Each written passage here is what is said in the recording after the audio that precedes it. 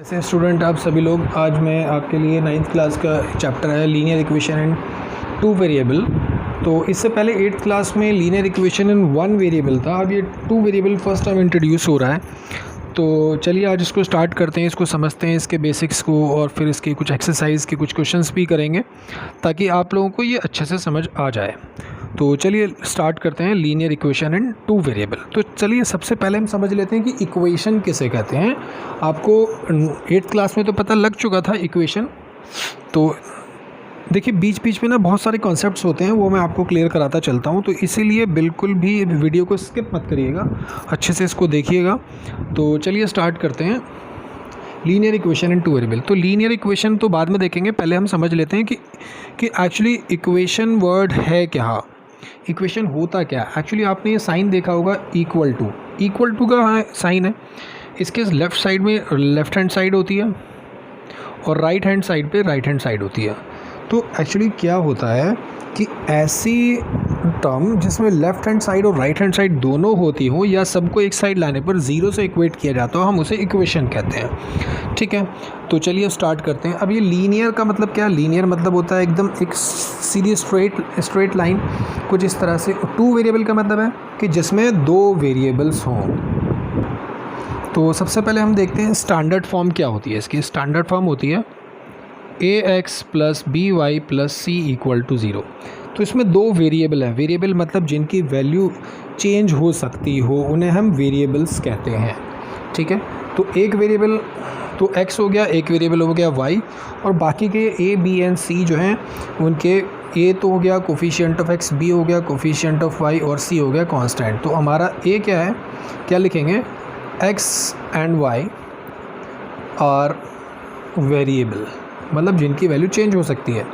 और a हो जाएगा कोएफिशिएंट ऑफ x, b हो जाएगा कोएफिशिएंट ऑफ y, ये स्टैंडर्ड फॉर्म है। ठीक है, और c हो जाएगा constant.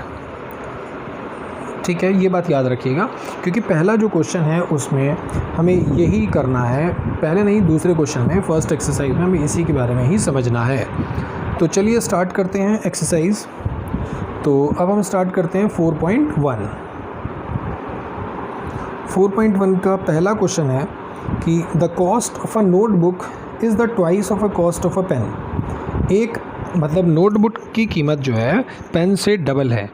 Right the linear equation in two variable representing this statement. मतलब क्या, इसने बोला है कि बुक जो है नोटबुक से डबल है। तो आपको पहले ये समझना होगा कि महंगा क्या चीज़ है। भाई बुक जो है नोटबुक से डबल है, दैट मीन्स बुक की कॉस्ट ज़्यादा है और पेन की कीमत कम है। तो अगर पेन मान लीजिए 10 रुपये का है तो नोटबुक हो जाएगी 20 रुपये की, और अगर नोटबुक 10 रुपये की है तो पेन हो जाएगा 5 रुपये का। तो आपको सबसे पहले ये पता लग चुका है कि दोनों एक दूसरे के डबल है और एक दूसरे का हाफ है। तो लेट क्वेश्चन नंबर 1 कर रहे हैं। Cost of a notebook x rupees and cost of a pen y rupees। तो अब पेन की कीमत जो है आधी है नोटबुक से और नोटबुक की कीमत उससे आधी। फॉर एग्ज़ाम्पल एक आदमी है 40 साल का, उसका बेटा है 20 साल का, तो बाप बेटे से 2 टाइम्स है, इसलिए बेटा बाप से क्या होगा, हाफ होगा। तो यानी कि cost of notebook is twice the cost of pen. तो finally x minus 2y equal to 0 आ गया। तो ये हमारा फर्स्ट क्वेश्चन का आंसर है। बस इसमें सिर्फ इक्वेशन फॉर्म करनी थी, सॉल्व नहीं करना था। तो आपको समझ आ गया होगा। चलिए अब क्वेश्चन नंबर 2 करते हैं। तो चलिए 4.2 क्वेश्चन नंबर 2 में ये कहा गया है कि सभी को स्टैंडर्ड फॉर्म में लिखिए, और स्टैंडर्ड फॉर्म में लिखने के बाद उसमें a, b और c की वैल्यू भी बताइए।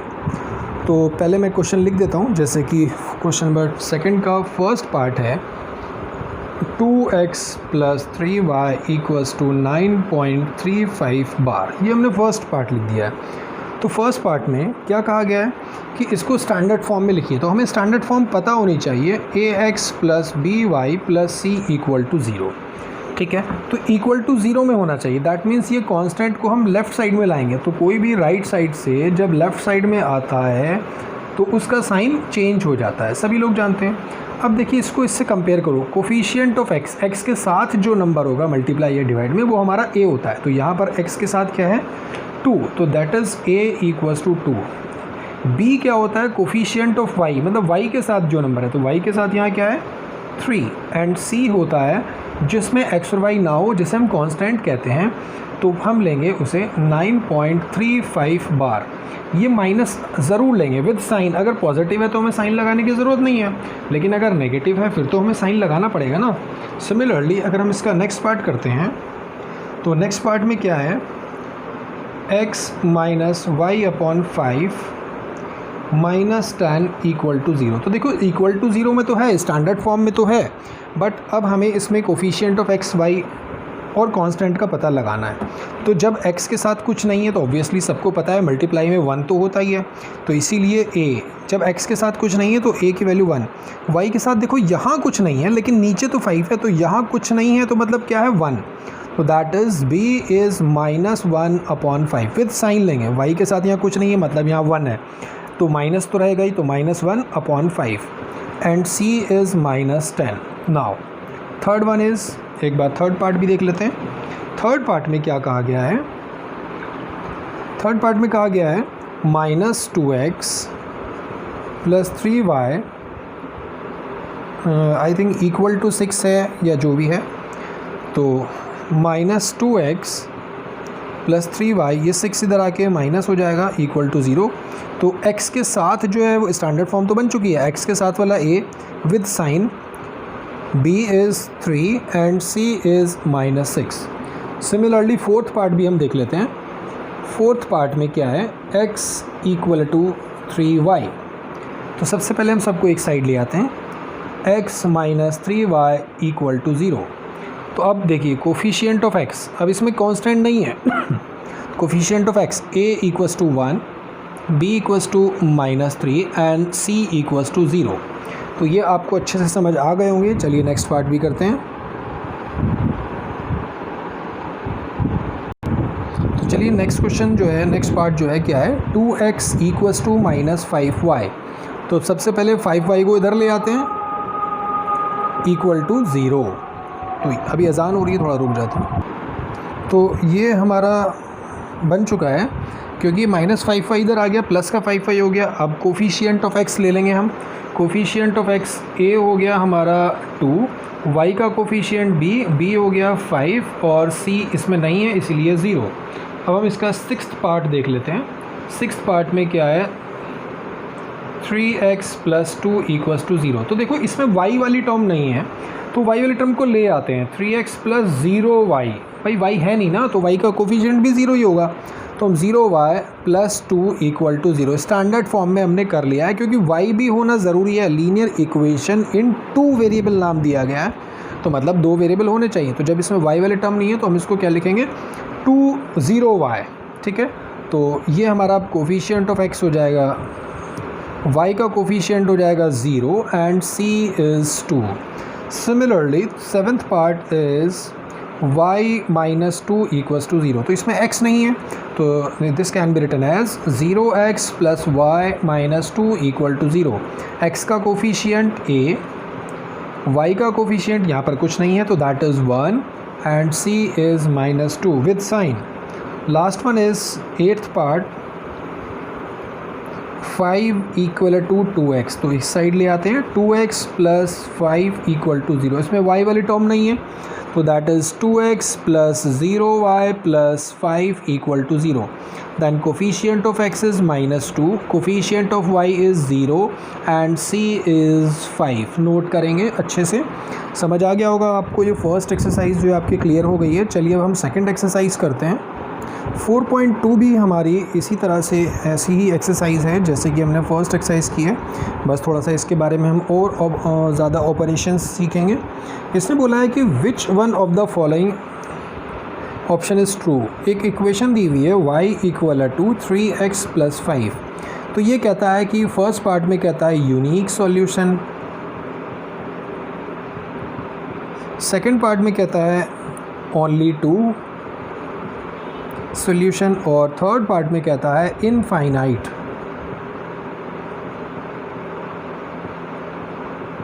तो इनफाइनाइट सॉल्यूशन का मतलब क्या है, मतलब इस पॉइंट, ये जो लाइन है एक ये है, इसमें x की कितनी वैल्यूज़ डाली जा सकती हैं और y की कितनी वैल्यूज़ हो सकती हैं, या हम इन अदर वर्ड्स हम ये भी कह सकते हैं जो लाइन है, क्योंकि ये लाइन ही बनेगी, लीनियर है तो ऑब्वियसली लाइन बनेगी, तो लाइन पर कितने पॉइंट्स हैं। अच्छा एक बात बताओ, एक लाइन पर हम कितने पॉइंट लगा सकते हैं, इनफाइनाइट पॉइंट लगा सकते हैं, तो इसीलिए इसके इनफाइनाइट सॉल्यूशन होंगे। तो करेक्ट आंसर इज़ दिस, ये रॉन्ग है, ये रॉन्ग है, एक नहीं, इसके इनफाइनाइट सॉल्यूशन हो सकते हैं। चलिए अब हम एक और एक्सरसाइज, इसका सेकंड क्वेश्चन करते हैं। सेकंड क्वेश्चन में कुछ इस तरह से कहा गया है कि इसके, जैसे कि अभी सॉल्यूशन की बात चल रही थी, तो अभी हमें सॉल्यूशन निकालने हैं, कैसे निकालते हैं। तो चलिए, हमें सेकंड क्वेश्चन का फर्स्ट पार्ट मैंने लिख दिया है 2x + y = 7। तो इसके हमें कितने सॉल्यूशन है निकालने हैं, 4 सॉल्यूशंस निकालने हैं। तो आप एक काम करिए, यहाँ पर एक बॉक्स बना लेते हैं ताकि हम इसके सॉल्यूशन निकाल सकें, ये x ये y। तो मतलब अब अपने मन से इसमें x की वैल्यू कुछ भी रखेंगे, लेट x = 0, तो यहाँ 0 डाल देते हैं। अब x की जगह इस इक्वेशन में, ये जो हमारी इक्वेशन है, उस x की जगह हमें 0 डालना है, तो 2 के बाद 0 + y = 7, तो 2 0 0 + y = 7, देन y = 7। तो हमारे पास क्या बचता है, 7। चलिए अब एक और चीज़ ले लेते हैं, पुट x = 1। अब हम इसमें 1 डाल देते हैं, तो x के नीचे वाले में तो 1 डाल देते हैं। अब देखते हैं y क्या आता है, वापस से यही इक्वेशन है 2x + y 7, x की जगह हम इसमें 1 डाल देना है, 2 × 1 + y = 7, 2 + 2 = 2 + y = 7, y = 7 - 2, that is 5। तो 1 डालने पर हमें x की वैल्यू मिली है 5। चलिए अब 2 डाल देते हैं, पुट कर लेते हैं x = 2, तो यहाँ पर हम 2 लिखने वाले हैं। तो अब वापस से वही इक्वेशन लिखेंगे, 2x + y = 7, 2 के बाद x हमने 2 लेना है, y = 7, 2 × 2 = 4, y = 7। तो ये +4 है, उधर जाएगा तो शायद माइनस हो जाएगा, 7 - 4 = 3, तो ये जो है 3 आ गया। ठीक है, इसी तरह से ज़रूरी नहीं है 1 2 3 4, आप -1 भी डाल सकते हैं। चलिए एक बार -1 लेके देख लेते हैं, तो यहाँ पर हम -1 डाल देते हैं। ठीक है, तो अब देखते हैं क्या आता है। अब हम लेंगे, इक्वेशन तो वही रहेगी, सो इसको यहाँ ही लिख लेते हैं, लेट x = -1, तो हमने यहाँ x की जगह -1, वापस से वही इक्वेशन लिखेंगे, 2x + y = 2, 2 के बाद ब्रैकेट में x की वैल्यू -1, y = 7, 2 × 1 = -2 + y = 7। अब ये देखिए, अभी तो हर बार प्लस था तो उधर जाके माइनस, अब की बार माइनस है तो दूसरी साइड जाएगा, तो ये दैट विल बी प्लस, तो y = 9। तो ये हमारा हो गए 4 सॉल्यूशन। अब आपको अच्छे से समझ आ गया होगा, नहीं समझ आया तो चलिए एक और पार्ट करते हैं ताकि आपको अच्छे से क्लियर हो जाए। वैसे वीडियो ज़्यादा लंबा हो जाएगा क्योंकि वैसे हम करेंगे तो सारे, चलिए फिर भी एक और करते हैं। अच्छा हाँ, एक बात और मैं बता दूं, जैसे हम कि बार बार वैल्यू डाल रहे थे, तो हम कभी कभी इसको ऐसे भी कर सकते हैं कि पहले एक इसको y = में कर सकते थे, y = 7 - 2x, लेकिन हर बार ही ऐसा नहीं होता, तो मतलब कैसे भी कर सकते हैं आप। कभी कभी क्या होता है, कन्फ्यूजन हो जाती है कि x को उधर भेजें या y को उधर भेजें। अरे वो सब आप जैसे जैसे आप ये वाला मेथड अच्छे से सीख जाओगे तो ये वाली जो चीज़ है आपको ऑटोमेटिक आ जाएगी, इसको किसी को बताने की ज़रूरत नहीं पड़ेगी। चलिए एक और पार्ट करते हैं, इसका सेकंड का नेक्स्ट पार्ट। चलिए तो सेकंड का जो नेक्स्ट पार्ट है वो πx+ है। तो सेकंड के नेक्स्ट पार्ट से पहले मैं थर्ड पार्ट कराना चाहता हूँ ताकि क्लियर हो जाए, x = 4y। तो इसके भी हमें 4 सॉल्यूशन फाइंड आउट करने हैं, तो बॉक्स को हम बना लेते हैं। 4 सॉल्यूशन मतलब हमें 5 बॉक्स बनाने पड़ेंगे क्योंकि एक में तो x और y ही आ जाएगा। अब देखिए y की वैल्यू डाल देते हैं ना, अगर हम x डालेंगे तो 4 उसके डिवीजन में आएगा, हमें डिवाइड करना पड़ेगा। तो एक काम करते हैं, y की वैल्यू डाल देते हैं, एक बार 0 डाल देते हैं, तो x पहले यहाँ लिखना पड़ेगा, लेट y = 0। तो x = 4y, यानी कि x = 4 × 0, 4 0 = 0, तो x भी 0 आ गया। अब लेट y = 1 ले लेते हैं, तो यहाँ 1 लिख देते हैं। y में लिखेंगे, जिसको भी आप लेट करेंगे वो उसी में लिखना, ध्यान रखना कहीं जल्दबाजी में मिस्टेक मत कर देना।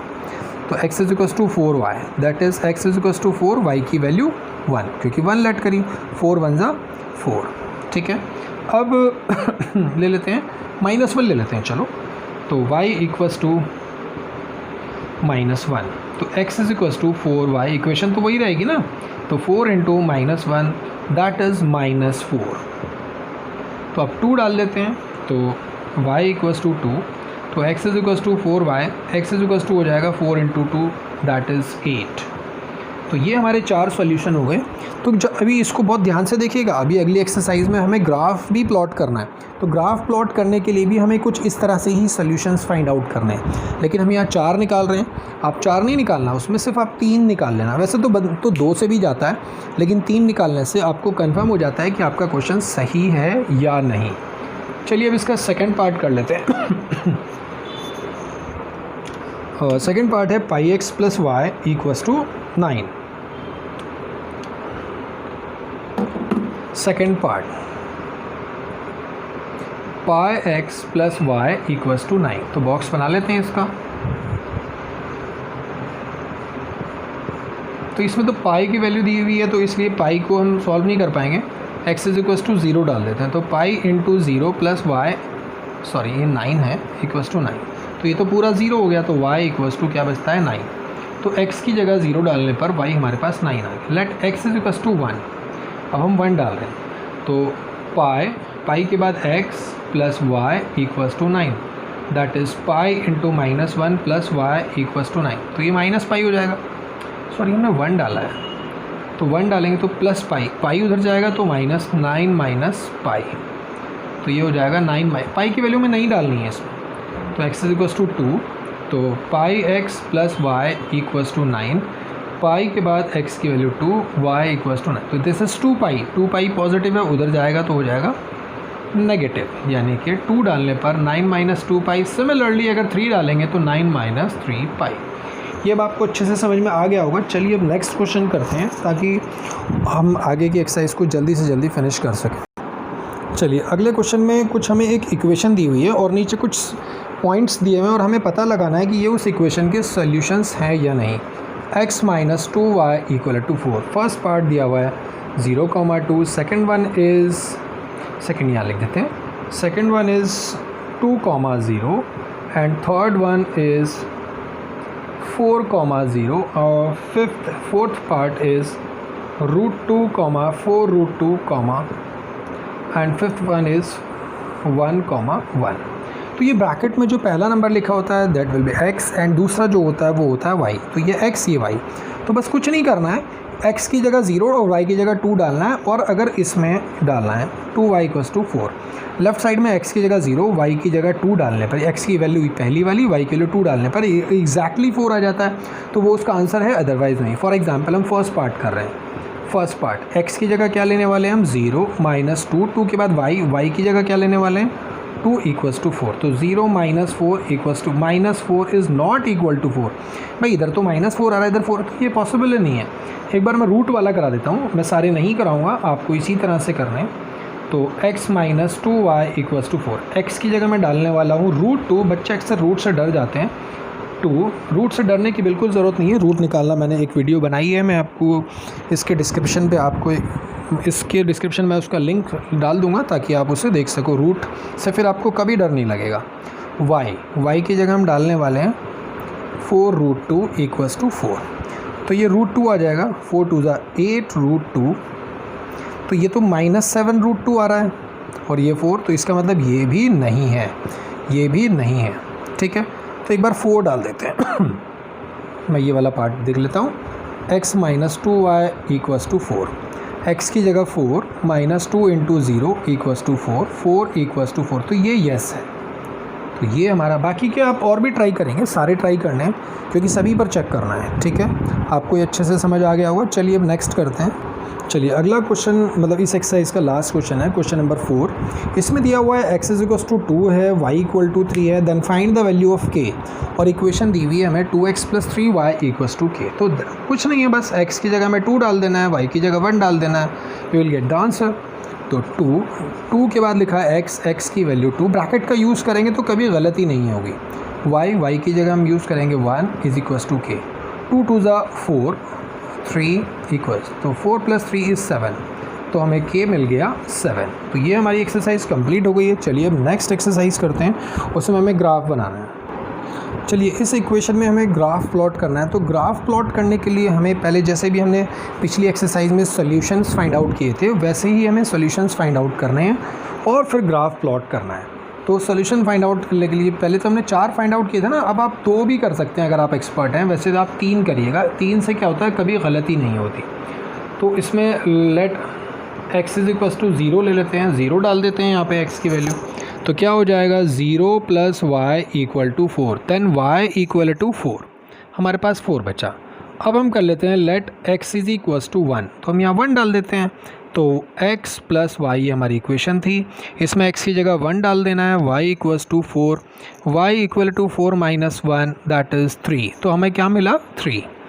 अब ले लेते हैं लेट x = 2, तो x में 2 लिख देते हैं। अब हम क्या करेंगे,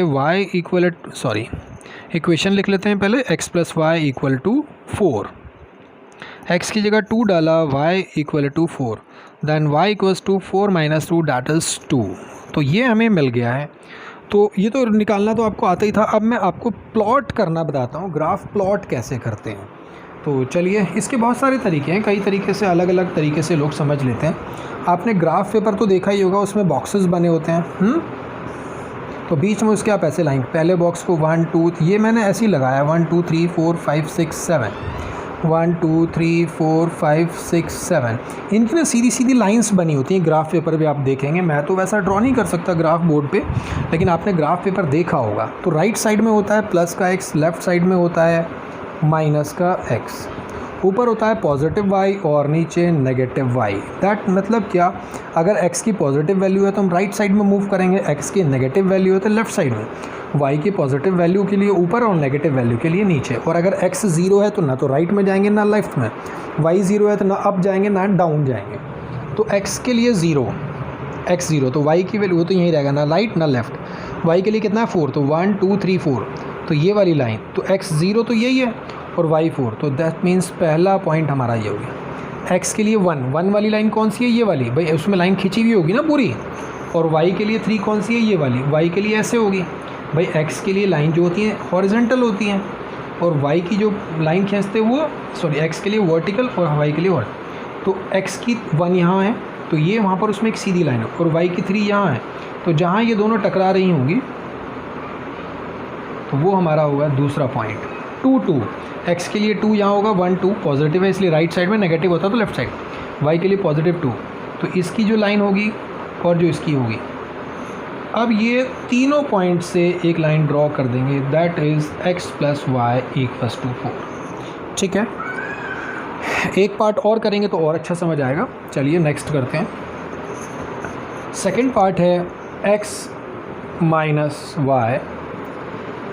= 4, x - y = 4 है, तो हम यहाँ बॉक्स बना लेते हैं। मैं आपकी बात 2 ही पॉइंट निकालूंगा, तो y की जगह अगर हम y की जगह डाल देते हैं 1, तो x - 1 = 4, x = 4 + 1 that will be 5। ठीक है, तो 5 आ गया। अब हम क्या करते हैं, y की जगह डाल देते हैं 2 डाल देते हैं, तो ये क्या हो जाएगा, x - 2 = 4, x = 4 + 2 दैट इज़ 6। ठीक है, तो अब ये देखिए ग्राफ ज़रा देख लीजिए, 1 2 3 4 5, 1 2 3 4 5, 1 2 3 4, उसमें तो बॉक्सेस बने होते हैं तो हम वहाँ पर तो ज़रूरत ही नहीं है।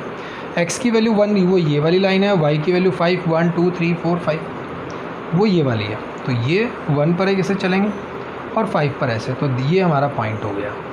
अच्छा, x पे 6, शिट हमने उल्टा कर दिया है, x हैज़ 5, तो मतलब x पे 5, 1 2 3 4 5 यहाँ पर और y 1, तो ये हमारा पहला पॉइंट होगा। x है 6 यहाँ आ गया और y पे 2, ये हमारा दूसरा पॉइंट, और ये हम लाइन ड्रॉ कर देंगे। ठीक है, चलिए, तो ये अब आपको अच्छे से समझ आ गया होगा। अगला क्वेश्चन देखते हैं, अगले क्वेश्चन में हमें क्या करना है, इसके और पार्ट हैं वो आप ट्राई कीजिएगा। चलिए, अगला क्वेश्चन जो है, अगले क्वेश्चन में क्या है कि how many lines passing through 2 and 14, 2 और 14 से कितनी लाइन पास कर सकती हैं। मतलब यार एक पॉइंट है, सपोज़ यहाँ पर है, इस पॉइंट से कितनी लाइन जा सकती हैं, 1 2 3 4 5 इनफाइनाइट लाइन्स जा सकती हैं। तो इसने बोला हाउ मैनी, तो कोई एक इक्वेशन दे देते हैं, एक इसे x इसे y मान लेते हैं, x प्लस वाई, तो यार कितना होगा x प्लस वाई, 2 प्लस 14 16, या एक अगर मान लो x माइनस वाई, 2 माइनस 14 कितना होता है -12। हज़ारों लाइनें हो सकती हैं, करोड़ों, इनफाइनाइट हो सकती हैं। बस इसमें यही बताना था, ज़्यादा इसको करने की ज़रूरत नहीं है।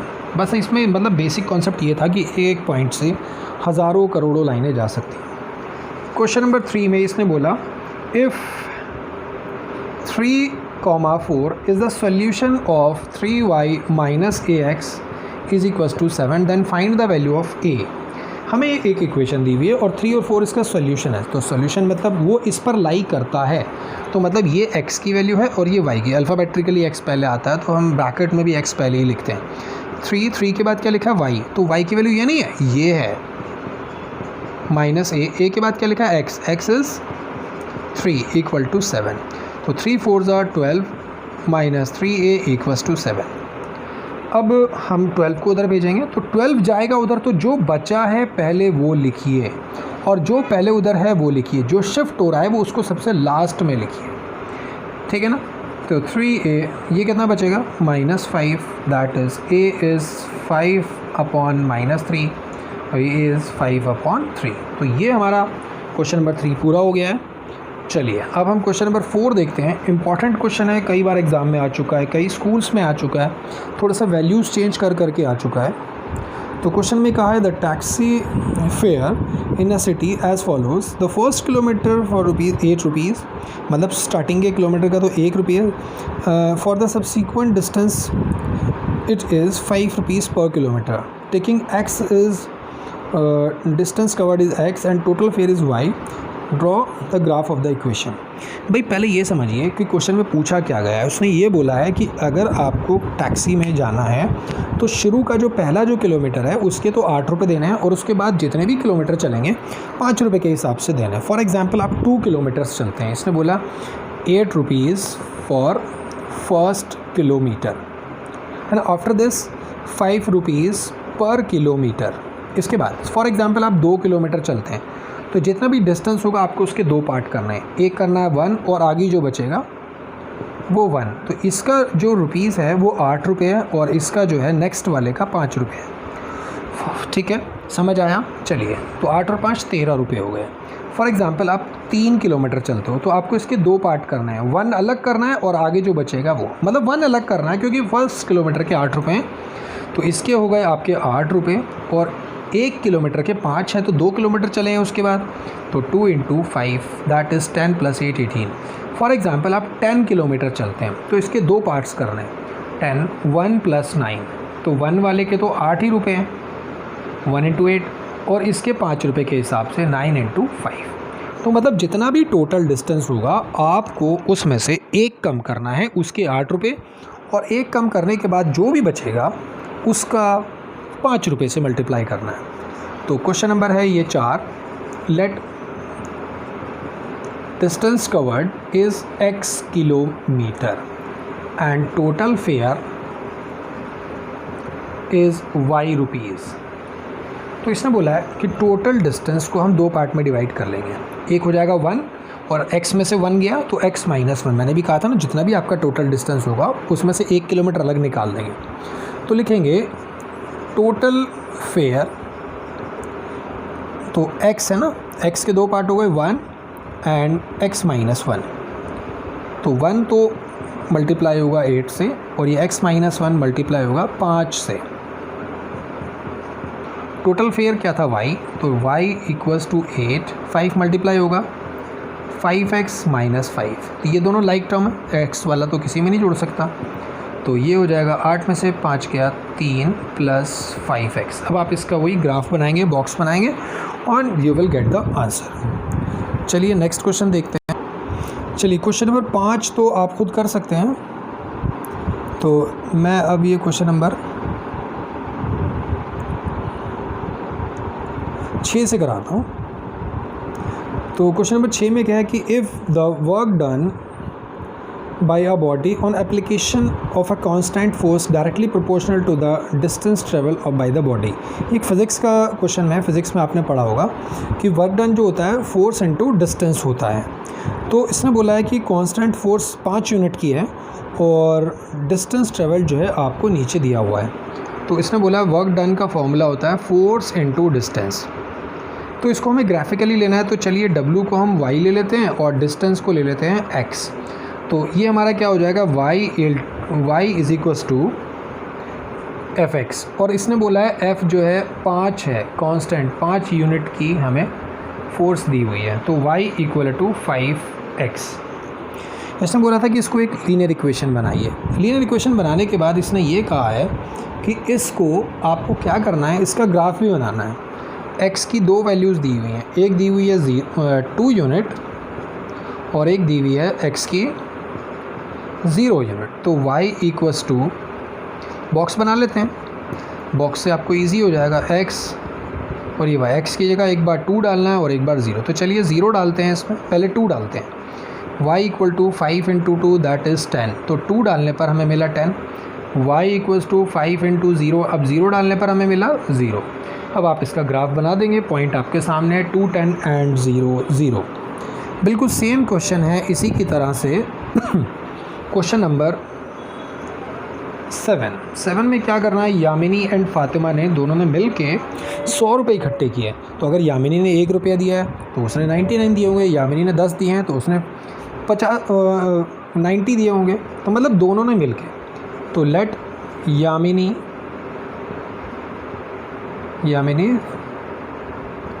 कंट्रीब्यूशन को हम मान लेते हैं x रुपीज़ और फातिमा कंट्रीब्यूशन को मान लेते हैं y रुपीज़। तो दोनों ने मिल के 100 रुपये की है ना, तो that is x plus y equals to 100। अब हमें इसका ग्राफ बनाना है। तो अब इसमें 1 मत लीजिएगा, क्योंकि अगर आपने 1 ले लिया ऐसे 1 2 3 4 तो 100 कहाँ तक आएगा, तो 100 नहीं डालना। आप इसको ऐसा करो कि आप ग्राफ में 10 20 30 ले पाओगे, 10 20 30। तो इसीलिए कुछ ऐसी वैल्यूज़ डालो, ये x ये y। चलिए x की वैल्यू 50 डाल देते हैं, तो यहाँ 50, तो आपको पता लग रहा होगा यार y भी 50 ही आएगा। 50 plus y equals to 100, y equals to 50, क्योंकि ये 50 उधर जाके माइनस हो जाए। अच्छा, अगर इसमें 60 दिए होंगे तो ये 40 दे देगी। तो बस आप जैसे 1 2 3 4 था, अब आप इसको 10 20 30 कंसिडर कीजिएगा और स्केल भी लिखिएगा। एग्ज़ाम में आपको स्केल भी लिखना होता है। तो ये क्वेश्चन तो आपको समझ आ गया होगा, बस आप इसका ग्राफ बनाएंगे और आपका क्वेश्चन कंप्लीट हो जाएगा। चलिए अगला क्वेश्चन जो है वो जो है सेल्सियस और फ़ारेनहाइट पर बेस्ड है। Question number 8, F is equals to 9c/5 + 32। अब ये जो F जो है फ़ारेनहाइट है। जैसे कभी कभी किसी को बुखार हो जाता है तो बुखार चेक कराने जाते हैं डॉक्टर के यहाँ, पूछते हैं भैया कितना टेम्परेचर है, वो कहता है 100, है ना। और जैसे कि हम कभी गर्मी लग रही होती है ज़्यादा, यार आज बहुत गर्मी है, कितना टेम्परेचर है, तो बोलते हैं 45। तो यार 45 और बुखार जब हो रहा था तब 100, ऐसे तो यार बंदा बोला पूरा फूक जाए, आग लग जाएगी उसमें। नहीं, वो स्केल अलग होता है, वो स्केल अलग होता है, वो यूनिट अलग है, वो यूनिट अलग अलग है। तो वो बुखार को जो नाते हो फ़ारेनहाइट में होता है, उसका 0 डिग्री 32 डिग्री के इक्वल होता है, ठीक है ना। तो ये अलग अलग होता है। तो ये वो कन्वर्जन है जो फ़ारेनहाइट से सेल्सियस में कन्वर्ट करता है। तो हम F इज़ इक्वल्स टू ले लेते हैं y और C इज़ इक्वल्स टू ले लेते हैं x। तो फाइनली ये इक्वेशन बन जाएगी। चलिए अभी नहीं करते हैं, हम बाद में करेंगे x और c, क्योंकि हमें इसका गो बनाना है। तो ग्राफ बनाने के लिए हमें पॉइंट की ज़रूरत पड़ेगी। तो इसने बोला है कि सेकंड पार्ट हम कर रहे हैं, क्योंकि फर्स्ट पार्ट में ग्राफ बनाना है। तो एक काम करते हैं, सेकंड थर्ड फोर्थ कर लेते हैं, उसमें पॉइंट्स आएगा, ग्राफ ऑटोमेटिक बन जाएगा। सेकंड वाले में कहता है कि अगर टेम्परेचर 30 डिग्री सेल्सियस हो, तो हम यहाँ बॉक्स बना लेते हैं बड़ा सा, क्योंकि बहुत सारे इसके आंसर हैं। ये F, ये C और ये F। फर्स्ट पार्ट में 30 डिग्री C दिया हुआ है, तो यहाँ 30 लिख दे, तो F कितना होगा, तो F इज़ इक्वल्स टू 9, 9 के बाद C लिखा हुआ है, तो C की वैल्यू कितनी डाल देंगे, 30, 5 + 32। तो 5 से शायद ये कट जाएगा 6 टाइम, 5 6 6 × 9 54 + 32 दैट इज़ 86। तो अगर 30 डिग्री टेम्परेचर सेल्सियस में है तो फ़ारेनहाइट में हो जाएगा 86 डिग्री। थर्ड पार्ट में कहता है कि अगर F 95 हो, मतलब एट 95 डिग्री फ़ारेनहाइट पर सी कितना होगा। अब एफ़ दिया हुआ है ना, तो इसे एफ़ के कॉलम में लिख देंगे 95। अब F is equals to 9c/5 + 32। F की जगह में डालने वाला है 95, 9c + 5, 9c/5 30 + 32 इधर आएगा माइनस का, और 9c/ दोनों को माइनस करेंगे तो शायद 63 बचना चाहिए। ये 5 डिवाइड वाला न्यूमरेटर में और वो न्यूमरेटर वाला डिनोमिनेटर। 9 से 7 टाइम्स 7 5 35, तो सी मिल गया हमें 35। सही है। ऐसे ही हमें पता लगाना है 0 डिग्री सेल्सियस पे, तो 0 डिग्री सेल्सियस, तो सी की जगह हम 0 डालेंगे। तो एफ़ इज़ इक्वल्स टू 9 के बाद सी की वैल्यू +5 + 32, तो ये तो पूरा 0 हो गया, हमें 32 बचता है। ऐसे ही अगर एफ़ 0 हो तो सी कितना होगा, यहाँ पर कर लेते हैं, इसी का ही पार्ट है। अगर एफ़ 0 हो मतलब F 0 degree Fahrenheit, 0 degree Fahrenheit पे, तब हम क्या करेंगे, 0 इज़ इक्वल्स टू 9c/5 + 32, + 32 इधर आएगा माइनस 9c/5, तो -32 × 5/9 दैट इज़ c। तो दोनों को मल्टीप्लाई करेंगे और डिवाइड कर देंगे 9 से, तो 32 5 160, 160 को 9 से डिवाइड कर लेते हैं, देखते हैं कितना आता है। तो इसको डिवाइड करने पर आएगा 17.7, तो f की जगह 0 डालने पर तो -17.7 बार। अब इसने एक लास्ट पार्ट है, इसको आप नोट कर लीजिएगा। लास्ट पार्ट में इसने बोला है कि क्या कभी ये दोनों इक्वल होते हैं न्यूमेरिकली, तो मुझे थोड़ा बोर्ड साफ़ करना पड़ेगा ताकि हम अगला पार्ट कर सकें। मतलब इसने ये बोला है कि क्या कभी ये दोनों इक्वल होते हैं नेक्स्ट पार्ट में, मतलब हमें गिवन है f is equals to c, और हमारा फॉर्मूला था f is equals to 9c/5 + 32। ठीक है, तो f की जगह में c डाल देना या c की जगह f, दोनों में से एक को चेंज करना है। f की जगह में डाल देता है c, 9c/5 + 32।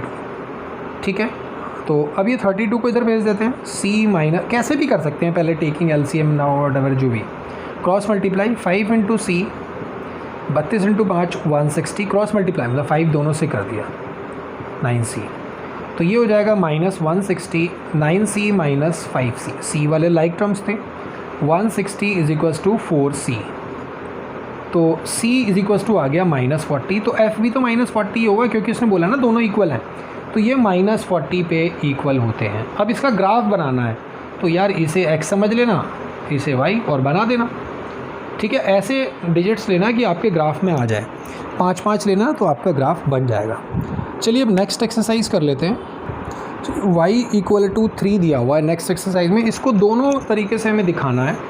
क्वेश्चन नंबर 1 है ये, y = 3, इसको हमें दिखाना है दोनों। इसमें फर्स्ट पार्ट में कहता है 1 वेरिएबल और सेकंड पार्ट में कहता है 2 वेरिएबल।